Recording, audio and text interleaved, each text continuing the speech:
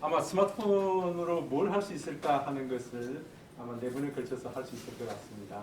초기에는 한 6번 정도를 계획을 했었는데 일정이 잘 안 맞아가지고 4번으로, 여러분들 잘 아시니까, 잘 하시니까 4번으로 해도 괜찮다, 그렇게 얘기를 하시더라고요.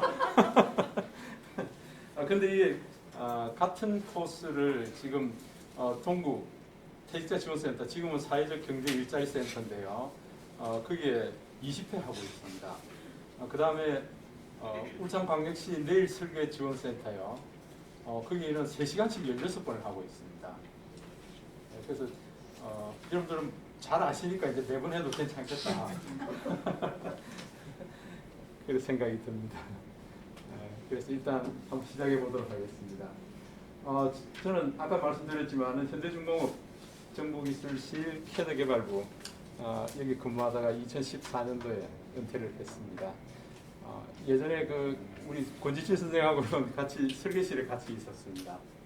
예, 설계실도 있다가 주로 이제 설계 작업이 이제 손으로 하는 게 아니고 캐드로 다 하는 거니까 그 개발 팀을 맡아 있다가 이제 은퇴를 했습니다. 최종적으로 나오기 전에는 디지털 십빌딩이라고 그랬어요.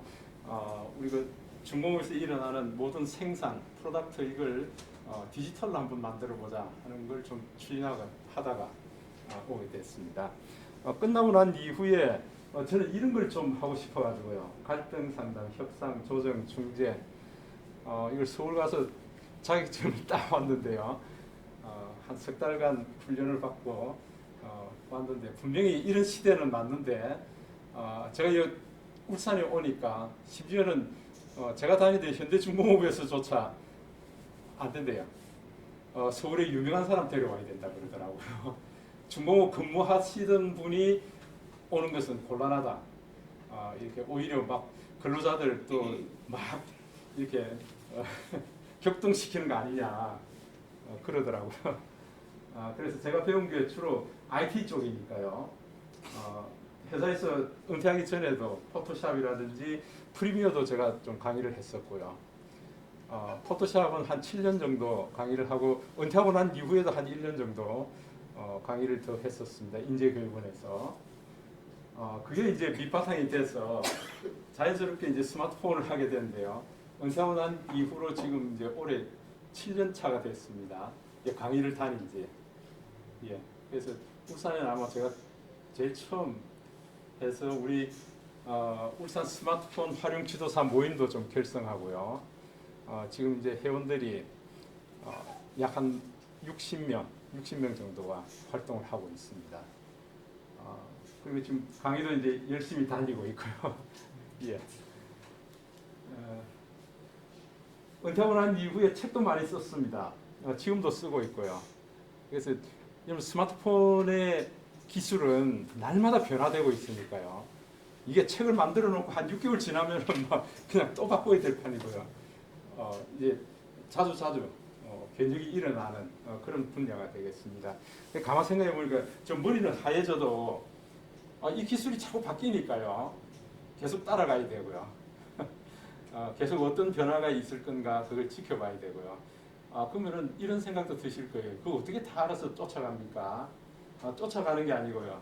새로운 기술이 나오면 저한테 연락이 오도록 되어 있습니다. 예, 구글 알럿을 이용하게 되면은 어제 하루 동안에 전 세계에서 어떤 신기술이 또 나왔는지 그런 것들을 다 데이터를 취합해서 새벽 1시 되면 저한테 메일로 다 오게 되어 있습니다. 그러면 그것만 좀 확인해 보면은 지금 테크닉이 어떻게 바뀌고 있는지 그런 것들을 알 수가 있죠. 예, 그래서 지금까지 잘 남아 있습니다. 들어가기 전에 이제 먼저 이 얘기를 좀 하고 싶습니다. 미래 세상에 특징이 있다고요. 지금 뭐 메타버스 시대다, 4차 산업혁명 시대에 뭐 어디 흐리에 와 있다 그러고 자꾸 그런 얘기를 하고 있는데요. 우리가 피부로 느끼기에 미래 세상이 어떤 거냐 하는 걸 좀 알아볼 필요가 있습니다. 여러분들 이 영화는 다 보셨죠? 네. 인턴 하는 영화요. 이게 70세 된 경험 많은 로버트 드니로요. 전화회사 부사장으로 은퇴하신 분이죠. 70세고요. 이제 새로운 사장 열정 많은 30세 여기 인턴으로 들어가게 되죠. 처음 만났을 때 굉장히 뜰뜰하죠. 이렇게 나이 많은 사람이 나한테 뭘 도와줄 수 있을까? 그렇게 생각을 하죠. 그런데 그 경험 많은 회사를 운영했던 그 경험과 그 다음에 가정생활 이런 것들을 다 이렇게 도움을 받는 걸 볼 수가 있죠. 결국은 직장의 젊은이들도 이분한테 와서 여러 가지 이제 멘토링을 하게 되고요. 그런 상황을 보게 됩니다. 결국은 오늘날 우리의 사회는 이런 경험 많은 사람들이 꼭 필요하다는 것을 얘기하고 있는 겁니다. 그래서 미래 세상은 분명히 디지털 시대입니다. 디지털 시대입니다. 그래서 디지털을 잘 다뤄야 되고요. 얼마 전에 돌아가신 그 이어령 교수, 그분이 그 새로운 용어를 하나 만들어 놓은 게 있죠. 우리는 아날로그 세대예요. 이 책을 한 권 사더라도 우리 자녀들은 이북을 봅니다. 디지털 북을 본다고요. 그거 보면서도 머리에 다 들어오는 것 같아요. 근데 우리는 안 그렇습니다. 이게 실제로 서점 가서 책을 사야 되고요. 책을 사서 밑줄을 긋고 메모를 하고 그래야 이제 우리 눈에 들어오고 머리에 들어오고 그럽니다. 우린 그런 세대라는 거예요. 예. 근데 이어린 교수가 이런 아날로그가 디지털을 제대로 다루게 되면은 이게 디지로그가 된다. 디지털 플러스 아날로그. 그 두 단어를 합성해서 디지로그라고 얘기를 하고 있죠. 아마 여러분들이 디지로그인 것 같아요. 심지어는 프리미어까지 다룰 줄 아니까 이거 완전히 디지로그죠. 맞습니까? 말이 없네. 말이 없네. 알고 마음이 맞다 이래. 예, 디지로그 맞습니다. 그러니까 아날로그는 아날로그인데요. 디지털을 더 잘 다룰 수 있으면 좋죠. 저는 딸이 둘이 있어서 사이가 각기 뭐 이게 한국에서 제일 좋다는 대학을 다 나왔어요. 근데 얘네들 사이 글 쓰는 거 보면 와 이건 무슨 대학 나온 애들이 글씨를 이렇게 쓰고 있냐? 제가 막 뭐라 그럽니다. 이게 쓰는 세대가 아니고요. 디지털로 이북을 보고 이러는 세대니까 글 쓸 일이 별로 없다는 거예요. 이게. 근데 너희들이 나이가 50대고 60대면은 분명히 이런 일들이 또 일어난다. 지금부터라도 계속 써라. 이제 그 얘기를 계속 하고 있죠. 왜냐하면 우리가 글을 쓰는 거 보면 그 사람 인격이 보인다 그러잖아요. 예. 그래서 지금 미래는 신중년 노인의 역할이 굉장히 중요한 시대가 됐습니다. 그래서 어떻게 하면은 우리가 뒤로 물러나지 않고요. 우리는 그 은퇴라는 표현이 별로 좋지 않은 것 같습니다. 은퇴라는 것은 뒤로 물러난다는 뜻이잖아요. 근데 영어는 은퇴가 리타이어먼트죠. 리타이어죠. 타이어 바꿔서 다시 또 달리겠다 그 얘기죠. 그게 맞는 것 같아요. 뒤로 가서 숨는 게 그 일본에서 온 용어죠. 그게 은퇴라는 말이. 그래서 우리는 좀 관념을 좀 바꿔야겠다 하는 생각이 듭니다. 그 다음에 미래는 어느 한 사람이 똑똑해서 끌고 가는 그런 시대가 아니고요. 집단 지성의 시대라는 거죠. 이런 예화가 굉장히 많습니다. 지금 제가 오면서 마음은 급한데 차 안에서 뛰고 싶은데요. 저는 원래 20분 전에 도착하겠다고 생각을 했는데 차가 많이 막히더라고요. 그래서 차 안에서 나오는 얘기가 쌍용 자동차를 누가 인수하느냐는 걸 가지고 계속 토론을 하고 있더라고요. 서로 계산은 많겠죠, 이게. 그런데 지금 시대는 집단 지성의 시대입니다. 캐나다에 금광을 켜고 있는 광산이 하나 있었는데 그 광산에서 고민에 빠졌습니다. 우리가 광산을 이 금을 캐기 위해서 계속 땅을 파야 될까? 아니면은 아예 이제 사업을 접어버릴까? 그 임직원들 머리를 아무 짜도 안 나오는 거예요. 아이디어가 없는 거예요. 그래서 이 광산 회사에서 이걸 인터넷에다 띄웁니다. 우리 회사는 금광을 캐는 회사인데 지난 20년간 금광을 많이 켰다. 근데 최근에 금을 캘 수가 없다. 우리가 사업을 접어야 될지 어떻게 될지 모르겠다 하고 인터넷에 띄운 거예요. 그랬더니 러시아의 그 석사과정, 지질학자 석사과정에 있는 친구가 맨 끝에 있는 막장 사진을 찍어서 자기한테 보내달래요. 그래서 막장 부분을 그 땅이 파져 있는 부분을 촬영을 해서 보내줬더니 그 친구가 앞으로 한 10여 m만 더 파고 들어가면은 금이 나올 겁니다. 계속 하세요. 그랬더니 진짜 금이 나오는 거예요. 그 지질학자, 예비 지질학자예요. 사진으로 찍은 흙 색깔만 보고 그걸 분석하는 거예요. 그 전문가라는 거예요, 이게. 그러니까 그 회사에는 그런 전문가가 없는 거예요. 그게 그냥 문 닫아버렸으면 큰일 날 뻔했죠. 지금은 이제 그런 시대라는 거죠. 우리 현대중공업도 마찬가지입니다. 저기 우리 해저 파이프를 통해서 뭐 석유라든지 가스라든지 이런 걸 많이 지금은 운송을 하고 있죠. 근데 그 바다에 심어놓은 그 해저 파이프는 녹이 많이 쓴단 말이에요. 그래서 녹 두께가 얼마 될 때 교체를 해야 되느냐? 야, 그거 누가 합니까, 그게? 언제 교체해야 될까요? 그게 참 어렵잖아요. 근데 그게 사진을 찍어서 녹 두께를 측정하는 장비를 현대중공업 그 연구소에서 개발했단 말이에요. 그걸 개발해놓고 나니까 어디서 연락 오는 줄 아세요? 여러분들 그 저기 성형 수술할 때 보면 여성분들 이게 제가 이 얘기해서 괜찮은 거 모르겠다. 이게 가슴 수술할 때 그 실리콘 같은 거 넣었죠. 그 실리콘 두께가 일정해야 된다고요. 근데 그걸 생산해서 컨베이어 타고 쭉 나올 때 이제 카메라로 찍었어요. 그 두께가 일정하지 않는 걸 옆으로 열애시키는 그 장비가 내가 현대중공업 연구소에서 개발한 그 장비를 쓴단 말이에요. 이 보세요. 이게 각기 분야마다 전문가가 다 있어요. 그런 전문가를 통해서 이제는 움직이는 그런 시대가 됐다. 그 얘기예요. 그러니까 이제 경영하는 사람들도 이런 경영 마인드를 바꿔야 된다. 그 얘기죠. 이게 큰 세 가지 키워드가 미래 세상의 특징입니다. 요거는 이제 우리 그 대한민국 세대 분석 보고서 김용섭의 요즘 어른들에 나오는 표인데요. 한국의 빅4 세대라고 얘기를 하고 있습니다. 우리가 보통 베이비 부머, 신중년, 60세 이상 신중년이라고 얘기를 하고 있는데요. 이게 이제 1964년생 이전 세대입니다. 그러니까 지금으로 보면은 만 58세 이후, 그러니까 만 58세, 그다음 60세, 65세, 70세 이 세대의 인원수가 1,500만 명이 넘었어요. 우리 한국 인구가 5,160만이라고 얘기를 하고 있습니다. 5,160만 중에서 1,500만 명이 지금 만 58세 이상이라는 거죠. 뭔 얘기가 하면은 인생 1막을 끝내고 이제 인생 2막, 3막에 들어갈 인원이 1,500만 명이 넘었다. 그 얘기죠. 그런 분들이 뒤에 뒷짐만 지고 있거나 야, 저 젊은이들 저래가지고 안 돼 하고 태클을 걸거나 이렇게 해서는 안 된다는 거예요. 같이 격려하고 붙들고 밀어주고 그렇게 나가야 이 한국이 전 세계에서 또 제대로 가는 나라가 되지 않겠습니까? 그죠? 네, 지금 그걸 이제 한번 보여드리려고 우리 신중년 이게 굉장히 중요하다 하는 것을 지금 보여주고 있는 겁니다.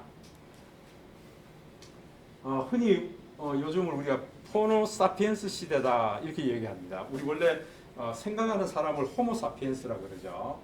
근데 스마트폰이 나오면서 지금 스마트폰이 나온 지 본격적으로 나온 지 12년 좀 넘었습니다. 12년 동안에 세상이 완전히 바뀌었습니다. 여러분 한번 생각해 보세요. 현대중공업 은퇴하기 전에 세상하고요. 은퇴하고 난 이후에 세상이 급격하게 바뀌었죠. 엄청나게 바뀌었다는 거죠. 그 모든 베이스에 스마트폰이 있습니다. 4차 산업혁명 이 베이스도 스마트폰에 있습니다. 그만큼 스마트폰을 통해서 굉장히 많이 바뀌었다는 것을 얘기하고 있습니다. 자, 그러면은 스마트폰 포노사피엔스라는 의미 자체는요. 스마트폰이 낳은 신인류, 스마트폰이 신체의 일부가 된 사람들을 일컬어서 포노사피엔스라고 얘기를 하고 있습니다. 세대라고 그러면은 세대는 1980년생 이후 세대입니다. 그러니까 우리 자녀 세대들이에요. 우리 자녀 세대들이 다 호모사피엔스 세대고요. 우리는 호모사피엔스 시대를 살아가는 사람들이에요. 그래서 우리는 이렇게 얘기할 수 있어야 됩니다. 디지로그이기도 하고 그 다음에 호모사피엔스 시대의 주역이다. 이렇게 얘기를 하셔야 돼요. 특히 여기 계신 분들은 호모사피엔스 시대의 주역이에요. 예. 자, 우리가 보통 혁명 시대라고 그러는데 혁명이라는 것은 조금 바뀐 걸 혁명이라고 그러지 않습니다. 뭔가 대대적으로 다 바뀌었다는 걸 얘기하고 있습니다. 특히 세 가지 측면에서는 혁명 시대를 맞고 있습니다. 금융혁명이 일어났어요. 지난해까지 지난 연말까지 전체 대한민국의 은행 지점이 1200개가 없어졌습니다. 은행 지점이요. 지금 급속도로 계속 바뀌고 있습니다. 제가 살고 있는 이 남구에도 하나은행요. 하나은행 2개를 통폐합하고요. 동구 쪽에도 통폐합하고요. 점점 없어집니다. 그러면서 우리 그 현금 찾는 ATM기 있죠. ATM기도 수없이 없어졌습니다. 은행 지점이 없어지니까 같이 없어지는 거예요. 예. 왜 그럴까요? 이 스마트폰 뱅킹 때문에 그렇습니다. 이거 다 하고 있거든요, 이제. 집사람 이거 굉장히 하기 싫어하는데 요즘 이거 편리성 때문에 아주 신나합니다. 어제 저녁에 가보니까 물걸레 청소기가 하나 새로 와 있더라고요. 이제 이거 온라인에서 사는 거 이제 재미들인 것 같아요. 이제 잘하고 있습니다. 유통 쪽에도 혁명이 일어났습니다. 특히 모바일 쇼핑 때문에 이런 혁명이 점점 일어나고 있죠. 특히 지난 약 한 2년 반 정도 코로나 때문에 훨씬 이게 많아졌죠. 특히 이제 요즘 같은 데 보면은 대형 마트 같은 경우는 오전 10시에 주문하게 되면은 그날 중으로 다 배송이 되어 오죠. 쿠팡 같은 경우에는 새벽 6시면은 문 앞에 신선한 이 식품들을 다 이렇게 배달을 해 놓고 있습니다. 이제 그런 시대를 우리가 살고 있는 거예요. 그다음 미디어 쪽도 혁명이 일어났습니다. 울산 시청자 미디어 센터를 위시해서 여러분들도 이런 또 배우고 있으니까요. 유튜브 1인 미디어 이런 쪽이 굉장히 지금 활성화되면서요. 덩달아서 넷플릭스라든지 뭐 애플 TV라든지 이런 쪽이 굉장히 강화되죠. 그러면서 극장가는 찬바람을 맞게 되는 거죠. 여기 아마 한국인이 제일 선점돼 나가는 것 같아요. 잘하고 있는 것 같아요. 그래서 호모사피엔스 시대의 어떤 혁신의 가능성을 보여준 사례 얘기하면 첫 번째 나오는 게 BTS입니다. 예, BTS가 우리가 알듯이 KBS나 MBC를 통해서 세계 무대로 나갔다 그러면 이렇게 유명해지지 않습니다. 결코 이렇게 나갈 수가 없습니다. 그런데 유튜브를 바로 노크를 한 거죠. 그랬더니 이번에 그 윤석열 인수위원 중에 인수위원장 안철수 대표가 그죠? 위원장이 얘네들 만났습니다. 왜 만났을까요? 혹시 아세요? 뉴스 나오는 거 들어보셨어요? 군대 문제 때문에요. 군대 문제 때문에 얘들 만나는 거예요. 얘들이 국적은 한국이지만은 또 다른 국적은 전 세계에 열려 있는 거잖아요. 전 세계 아이들의 우상이죠. 그래서 얘들 군대 간다 그러면 아마 난리 날 거예요. 어떤 형태로든 좀 생각을 해볼 필요가 있는 그런 멤버들이죠. 또 하나 있습니다. 여러분들 이 친구 누군지 아세요? 김태훈이라는 학생입니다. 2015년 8월 유니스트 전기전자 컴퓨터공학부를 졸업했습니다. 여기 울산과학기술대학이죠. 아주 똑똑한 친구입니다. 저도 기억하고 있습니다. 제가 2014년 말에 은퇴를 했는데 그해 초에 2014년 초에 여러분들 구글 여러분들 아주 막강한 얘기가 있지. 이세돌하고 바둑 붙은 사건 아시죠? 온 세계가 떠들썩했었습니다. 그때 구글에 인공지능 컴퓨터 알파고죠. 알파고하고 이세돌이가 붙었는데 누가 이겼습니까? 알파고가 이겼죠. 예, 근데 이세돌이 한 판이라도 이겼으니까 다행이에요. 그죠? 그러니까 앞으로 머리를 많이 쓰는 이런 것들은 전부 인공지능 컴퓨터가 다 할 거다 그 얘기예요. 이제 그런 시대를 보여주고 있는 거예요. 그때 당시에 이세돌이는 돈을 그렇게 많이 못 벌었습니다. 근데 제가 알고 있기로는 구글의 알파고는 몇십조를 벌어들였어요. 그래서 구글이라는 기업 위상이 굉장히 높아지게 된 거죠. 그러면서 구글의 개발 담당 부사장이 알파고의 핵심 소스 80%를 오픈합니다. 미래를 향한 젊은이들이요. 우리가 이게 알파고의 로직은 이렇게 구성이 되어 있으니까 이걸 보고 연구해서 앞으로 이보다 더 좋은 거 만들어내세요 하고 오픈했습니다. 20%는 우리 구글의 핵심 기술입니다. 그러니까 이건 오픈할 수 없어요. 그런 거죠. 근데 이 친구가 풀어냅니다. 이게. 이 친구가 풀어냈어요. 그랬더니 구글에서 깜짝 놀란 거죠. 구글 개발 담당 부사장이 러브콜을 보냅니다. 우리 회사와 구글에 와. 이 구글에 입사하게 되면은 초봉 연봉이 굉장합니다. 이제 비근한 예로 이런 예를 하고 있습니다. 그 아버지가 미국 보잉사에 25년 근무하셨던 분이에요. 25년 근무했으니까 연봉이 굉장합니다. 근데 그 아들이 구글에 입사했는데 그 아버지보다 연봉이 많다는 거예요. 생각해 보셨어요? 근데 아들은 내노는 것 같아요. 예?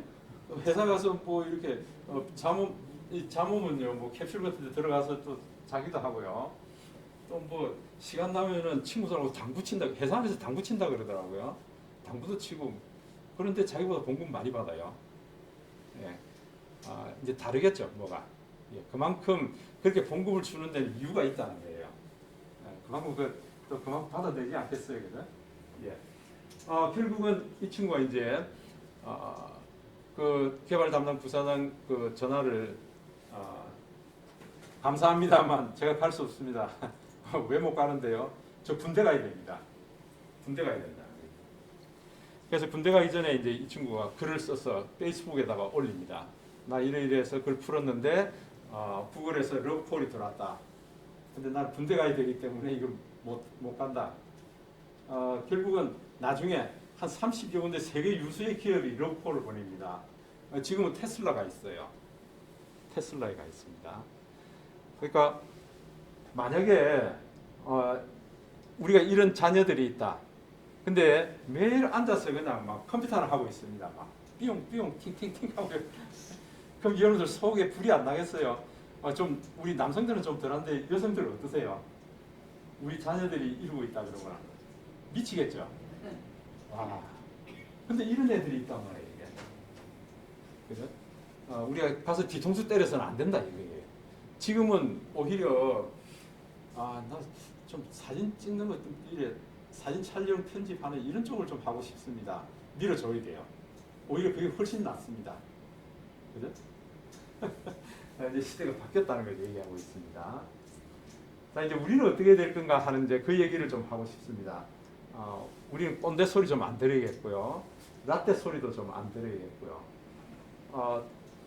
제가 이거 집사람하고 같이 버거킹을 갔더니 버거킹에 이렇게 쪽지를 이렇게 달아놨어요. 조그마한 배너를 이렇게 달아놨습니다. 지금은 키오스크 타임입니다. 그래놨어요.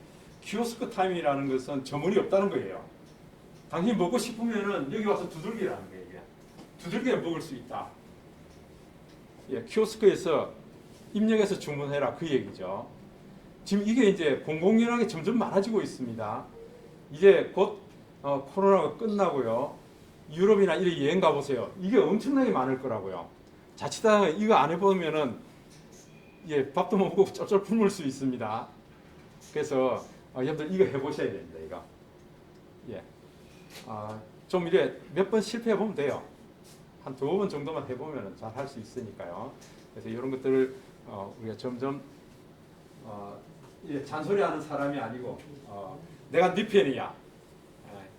이렇게 좀 지원해 줄 필요가 있습니다. 혹시 이 키오스크 이용해 보신 분 있는가요? 안 해보셨어요? 수업 받았어요. 이거 꼭 해보셔야 됩니다. 예, 이제 고속도로에 가도 있고 차표 타는 데도 이거 다 있잖아요. 예. 고속도로 가도 시식물을 그것도 키워줬는데. 그 이제 젊은이들이 뒤에 줄 서서 기다리고 있다 그러면요. 아이고 미안하네. 내가 이거 한두 번만 해보면 잘할 수 있으니까 좀 기다려주게 좀 이럴 필요가 있습니다. 예, 그래서 우리는 적어도 꼰대 포비아니 라떼 충이니 이런 소리를 들어서는 안 되겠다 그 얘기예요. 자, 스마트폰을 왜 배우냐고 제가 이게 강의 가면은 늘 하는 얘기가 있습니다. 누구나 스마트폰을 가지고 있지만은 이 스마트폰을 어떻게 활용하느냐 하는 것을 잘 모르고 있는 것 같아요. 지금은 뭐 이제 거의 이제 우리가 뭐 엔데믹으로 갑니다 하고 그렇게 얘기를 하고 있지만은 우리가 제일 이렇게 귀에 거슬리는 게 사회적 거리두기. 저는 이 용어 자체가 좀 잘못됐다고 봅니다. 사회적 거리두기 하는 바람에 그냥 문을 다 닫아버리고요. 사람들끼리 관계성이 자꾸 이렇게 끊겨버린다고요. 사회적 거리두기보다는 사실은 물리적으로 거리를 두고요. 물리적으로 2m, 3m 떨어지세요 하고 거리를 두는 것이 맞고요. 그 다음에는 사회적으로는 더 가까워져야 되는 거죠. 관계성이 더 좋아야 된다. 스마트폰은 누구나 가지고 있기 때문에 내가 마음을 열어서 먼저 소통하게 되면은 이 관계성은 더 좋아질 거다. 그런 측면에서 나는 스마트폰을 잘 활용해야겠다. 그렇게 생각한다면 아주 건강한 거죠. 자, 여기 보시면은 이 양반이 그 로버트 월딩거라는 분인데요. 하버드대 성인발달연구 4대 책임자예요. 이게 지금 약 한 2년 전에 테드에서 이 사람이 강연을 하면서 얘기를 한 겁니다. 우리 하버드대는요, 지금 78년간, 지금 80년입니다. 724명의 인생을 매년 추적을 해왔습니다. 매년 직업, 가정생활, 건강상태 등을 계속 추적해왔습니다. 이것은 과학적인 거죠. 통계를 냈다. 그 얘기예요. 책임자도 지금 위에 세 명은 이제 다 사라지고요. 이제 자기가 이게 네 번째 책임자다. 그 얘기예요. 이 양반이 나와서 이제 강연을 했던 겁니다. 지금 현재도 한 60여 명이 생존하는데 이 뒤에 60여 명과 뒤에 가족들 해서 한 2,000명 정도가 지금 계속 가족들도 지금 추적하고 있으니까요. 이렇게 보고 있습니다. 그래서 뭘 하고 있는가 하면은 인생의 목표가 뭐냐, 무엇이 우리를 건강하고 행복하게 만드느냐, 아마 전 세계 프로젝트 중에서 가장 길고 오랫동안 하고 있는 거예요. 지금도 하고 있으니까요. 그러면서 통계를 계속 내어오고 있는 겁니다. 그 통계에서 많은 사람들은 그냥 돈을 많이 벌고 명성을 많이 얻고요, 높은 성취감이 있으면은 그게 행복하다고 느끼는데 실제 결과는 그렇지 않다는 거예요. 그 결과가 뭔가 하니까 좋은 관계가 좋은 삶, 그러니까 건강하고 행복한 삶을 행복해지게 된다. 그 얘기를 하고 있죠. 그래서 여기 이제 세 가지를 요약하면요.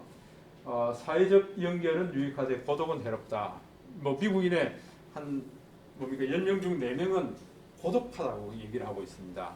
그래서 미국만 그런가 했더니 요즘 우리도 그렇대요. 우울하신 분들이 굉장히 많아요. 연로하신 분 중에서 우울하신 분들이 굉장히 많다는 거예요. 굉장히 위험한 요소들이죠. 관계성이 좋으면 우울하지 않은데 관계성이 좋지 않기 때문에 우울하다. 그 얘기예요. 그 다음에 50세, 다시 말해서 은퇴 무렵에 관계 만족도가 높은 사람이 80세에도 가장 건강하더라. 그리 얘기합니다. 그러니까 우리가 건강하다는 표현과요, 그 다음에 국제보건기구 WHO가 건강하다는 건 다릅니다. 우리는 건강하다 그러면 신체적으로 건강한 것만을 얘기하고 있습니다. 근데 WHO에서는 최근까지 세계가 건강해야 건강하다 그랬는데 최근에 하나를 더 첨가했습니다. 그래서 4개가 돼야 건강하다고 얘기를 하고 있습니다. 첫 번째는 신체적으로 건강해야 되고요. 두 번째는 정신적으로 건강해야 돼요. 치매가 없어야 된다. 그 얘기예요. 알츠하이머가 없어야 된다. 그런 건강을 얘기하고 있고요. 세 번째가 사회적으로 건강해야 된다. 너와 나, 가족들 간의, 친구들과의 관계. 그렇다고 해서 친구들을 많이 사귀라는 게 아니고요. 내 마음을 털어놓을 수 있는 친구 2-3명만 있어도 괜찮다. 그 얘기예요. 괜히 뭐 많이 만들 필요 없단 말이에요.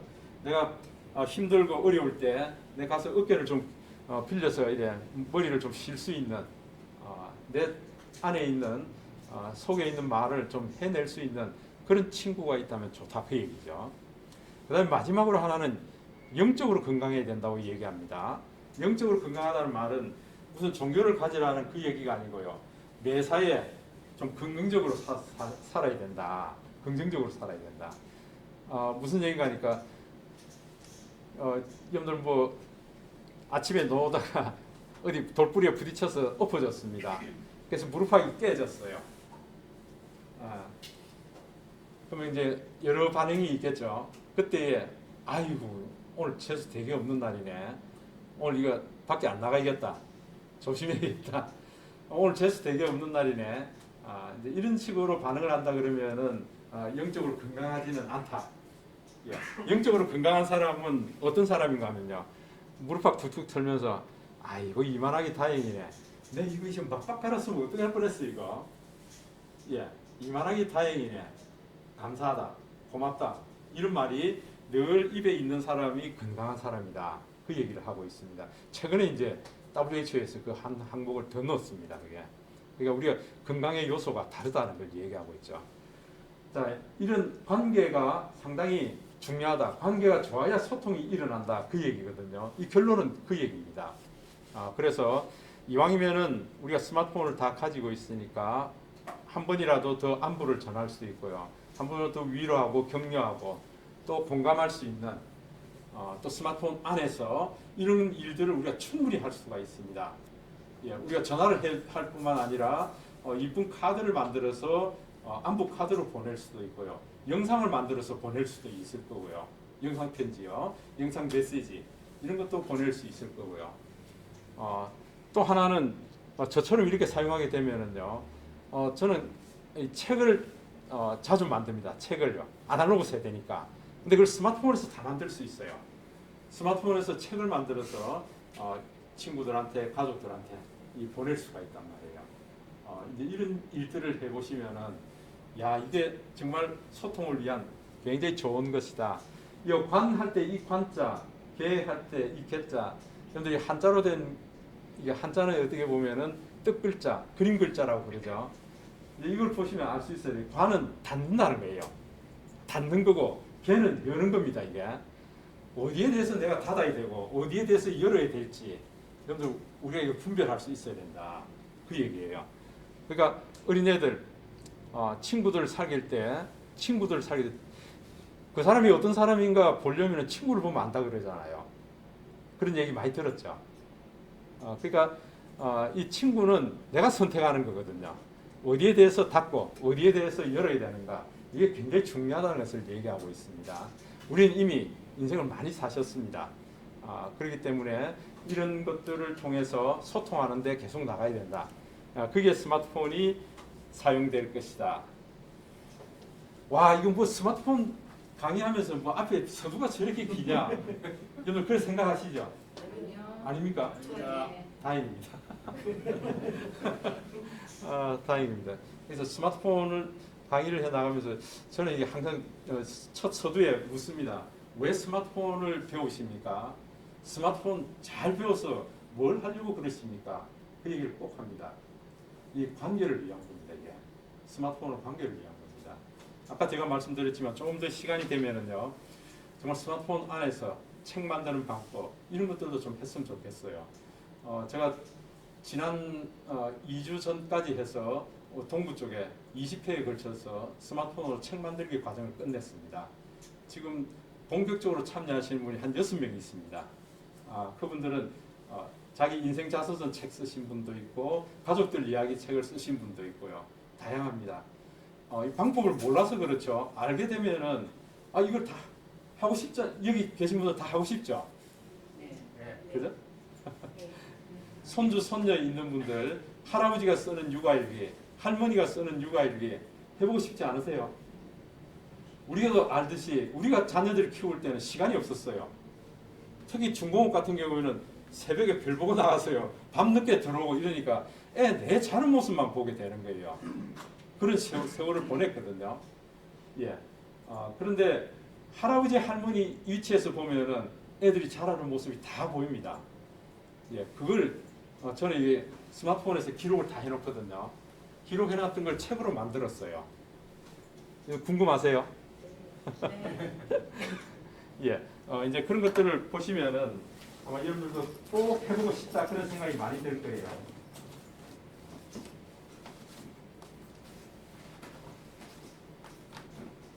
일단 제가 한번 보여드리겠습니다. 이게 할아버지가 쓴 책입니다. 이게.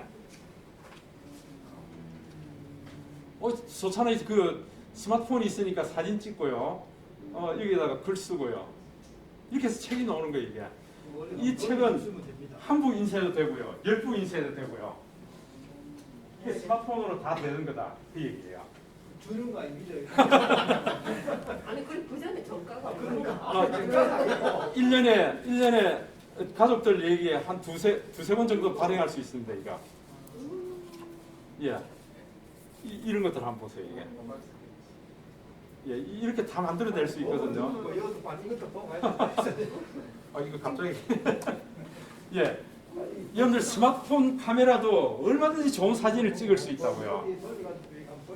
예, 그러니까 아마 그런 것 때문에 여러분들 그 시니어 미디어 제작 여기에 지금 참여하고 있는 것 같아요.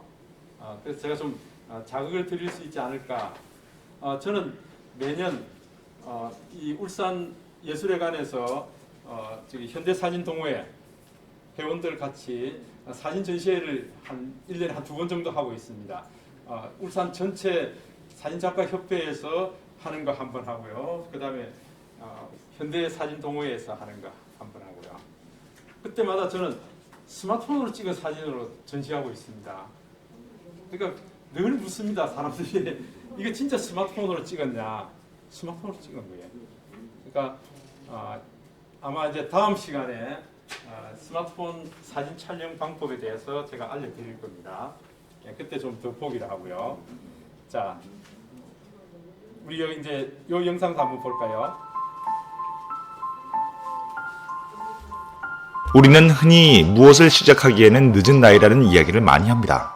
현실적인 제약 때문에, 나이 때문에 하고 싶은 것을 포기한 적 있나요? 늦은 나이에 창조력과 행동력으로 기적을 이룬 사람들을 소개합니다. 1. 장앙리 파브르. 파브르 곤충기로 유명한 장앙리 파브르. 그가 10권의 곤충기를 완성했던 나이는 85세였다는 것 아시나요? 파브르는 평생 생활고에 시달렸다고 해도 과언이 아닌데요. 정식 교사도 아닌 임시 교사로 일했습니다. 파브르는 30년간 몸담은 교육계를 떠나 인생의 말년에 곤충기를 쓰는 데 매진했고 이 곤충기는 그의 대작이 되었습니다. 2. 미켈란젤로.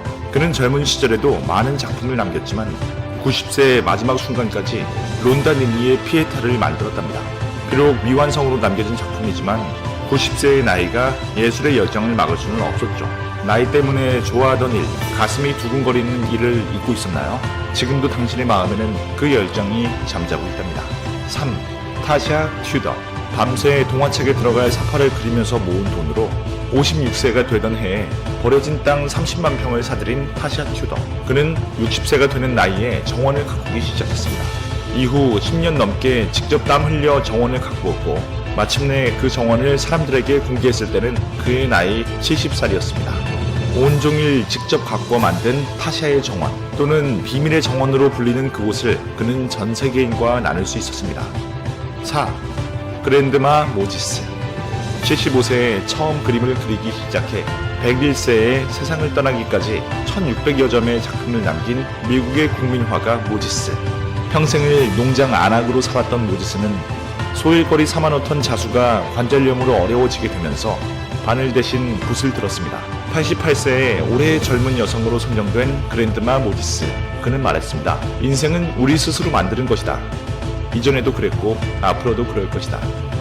5. 베르나르 올리비에. 은퇴 후 최초로 실크로드를 도보로 횡단한 그는 기적의 노인이라고 불리는데요. 놀라운 도전을 마친 후 그는 늦은 나이에 비행 청소년을 교화하는 봉사단체를 설립했습니다. 노년의 새로운 도전은 그에게 새로운 사회적 역할을 만들어준 셈입니다. 그는 말했습니다. 은퇴란 멋진 것이다. 그것은 인생에서 완전한 자유를 갖게 되는 특별한 순간이다. 세계적인 노화학자 마크 윌리엄스는 습관이 주는 편안함의 유혹을 이기는 것에서부터 잘 읽기 위한 준비가 시작된다고 말합니다. 달리 말하면 창의적 노화는 지금까지의 삶에서 굳어진 인식, 습관, 통념이 주는 편안함을 거부하고 새로운 경험을 마다하지 않는 것에서부터 시작할 수 있습니다. 100세 시대, 우리가 100년을 산다면 당신의 타임라인은 지금 어디에 있나요? 무엇을 하기에 늦은 나이라고 말하기 때문에 하고 싶은 일을 포기하지 않았나요? 100세까지 늘어난 시간을 의미 있게 보낼 수 있도록 지금 그 자리에서 남은 시간을 다시 상상해보세요. 무엇을 하기에 늦은 때란 없습니다. 우아한 어른으로 희망차게 살아가야 할지, 힘없는 어른으로 불안에 떨며 살아가야 할지 선택은 당신에게 달렸습니다. 늦은 나이에 새로운 꿈을 이룬 사람들, 어린 시절 장래 희망을 상상하듯 하고 싶은 일을 찾아 도전할 수 있습니다. 지금 무언가 도전하고 싶나요? 도전을 미루고 있나요? 100세 수업을 만나보세요. 책갈피였습니다. 그랜드마 모지스 같은 75세의 그림을 그리기 시작해서 늦었다고 얘기를 하고 있습니다. 그러니까 늦은 나이란 없다는 거죠. 메가더 장군이 인천 상륙작전을 감행할 때 나이가 몇 살인 줄 아세요? 여러분들 인천 상륙작전 영화 보셨죠? 거기 보면은 메가더 장군 책상 위에 시가 하나 놓여 있습니다. 그 시가 사무엘 울만의 청춘이라는 시입니다. 사무엘 울만이 78개의 그 시를 썼거든요. 그래서 메가더 장군이 그 얘기를 합니다. 나더러 자꾸 대통령 후보가 되려고 그러는 모양이다 하고 자꾸 시샘을 하는데 나는 결코 그렇지 않다. 두 가지 이유 때문에 인천 상륙작전을 감행하려고 그런다. 첫째는 내가 만난 16세 소년병 선동수 그 친구 때문에 이 친구의 이 소년병의 나라를 내가 꼭 구해야겠다 하는 그 신념이 나 안에 있는 거고, 또 하나는 내가 나이가 70이야. 인천 상륙작전을 감행할 때 나이가 70이었습니다. 벌써 퇴역에도 한참 전에 퇴역해야 할 사람이 여전히 내가 이렇게 움직이고 열정을 태우는 것은 청춘이기 때문에 그렇다. 그 얘기거든요. 그러니까 우리가 지난밤에 자고 오늘 아침에 일어나서 이야 이거 오늘 정말 그 역량 강화 교육이 있다는데, 스마트폰 교육이 있다는데 내가 여기 가서 무슨 얘기하는지 속에서부터 막 설렘이 있고 이런 청춘입니다. 내가 자고 일어나서 뭔가 할 게 있다. 이건 청춘이죠. 그죠? 야 이거 어제나 오늘이나 내일이나 똑같아 그러면 이제 문제가 생기기 시작합니다. 어제나 오늘이나 내일이나 똑같아 그러면은 우리가 이제 이게 치매가 오기 시작할 거다 그 얘기예요. 내가 지금 김영석 교수 같은 분은 보세요. 103세인데 1년에 200회 강연을 한다 그러잖아요. 여전히 2층 계단을 걸어서 올라가고요. 그러니까 일이 있기 때문에 그렇다는 건데, 그 일이라는 것은 여러분들 봉사활동도 일이 되고요. 내 취미 활동하는 것도 일이에요. 거기에서 내 안에서부터 엔돌핀이 흐르게 만든다 그러면은 그건 아주 보람찬 거고요. 청춘이다. 그 얘기죠. 자, 그래서 우리가 나이가 늦었다고 생각하지 마시고요. 자, 우리 스마트폰으로 할 수 있는 일이 우리의 뭘까? 삶 곳곳에 한번 볼까요? 스마트폰은 함께합니다. 여러분은 어떻게 사용하세요? 이젠 말로 표현해 보세요. 내 스마트폰이 훌륭한 비서가 될 것입니다. 전화 연결, 길 찾기, 일기 작성, 노트 메모를 할 수 있습니다. 사진의 노랫말과 시, 연합카드, 명함, 캘리, 팜플릿, 브로셔, 홍보지를 만들어 내가 하고 싶은 것들을 표현해 보세요. 여러분의 업무인 통번역, 팩스, 스캔, 발표자료 등을 스마트워크로 업무의 효율을 높여줍니다. 우리의 일상을 영상 편지로 표현해 보세요. 가족들에게, 친구 동료들에게 영상으로, 영상 자서전으로 표현해 보세요. 이젠 SNS로 가족, 온 세상의 친구들과 소통해 보세요. 스마트폰은 좋은 동반자가 될 것입니다. 예, 약 한 1분 아주 짧게 만들었는데요. 물론 이 외에도 할 수 있는 일들이 굉장히 많습니다. 그러나 우리 일상생활 가운데서 할 수 있는 일들이 어떤 게 있을까? 그걸 좀 요약해서 말씀드렸는데 괜찮죠? 네. 스마트폰으로 이런 일들을 하실 수 있다. 예, 온 세계에 있는 사람들과 함께 소통할 수 있습니다. 제가 인스타에 사진을 많이 올리고 있는데요. 프랑스 파리에서 저하고 같이 동업하자고 연락 오는 분도 있어요. 당신 올리는 사진이 참 좋다. 거기에다가 그 한국적인 그런 캘리그라피 글씨 이런 것까지 들어오니까 진짜 보기 좋다. 그 얘기도 하고 그럽니다. 그러니까 이제는 온 세계에 향해서 열려 있다. 그 얘기죠. 이런 거 보면은 우리가 스마트폰을 내가 어떻게 잘 사용해서 뭐 하려고 그러느냐. 진짜 쉴 틈이 없습니다. 집사람 늘 저보고 그렇게 얘기합니다. 당신은 참 좋겠다. 팬들이 많아가지고 그 얘기를 합니다. 그게 팬들이 많습니다. 예. 자, 그 다음에 그래서 제가 여기 아까 박은서 스님이 왔던데요. 이게 이제 타임 테이블입니다. 스케줄표인데 우리 이 파란색으로 쓰는 요 네 번을 하게 되어 있습니다. 그래서 오늘은 스마트폰 기본 개념하고 활용, 다음 시간에 사진 촬영, 카드 뉴스 제작, 영상 촬영 쪽에 네 번을 하도록 되어 있습니다. 그걸 조금 더 구체적으로 보면은요, 이렇게 할 겁니다. 스마트폰 오늘 할 일은요, 우리 스마트폰이 우리의 멋진 비서입니다. 어떻게 하면 비서가 될 수 있는지 그걸 우리가 오늘 다뤄볼 겁니다. 비서가 될 수 있는 그게 앞으로 우리 일상생활, 특히 여러분들 뭐 이렇게 영상 촬영 나가고 이런 거 할 때 요 오늘 하는 내용을 좀 익혀두시면은 굉장히 도움이 많이 됩니다. 그 다음에 사진 촬영 기법요.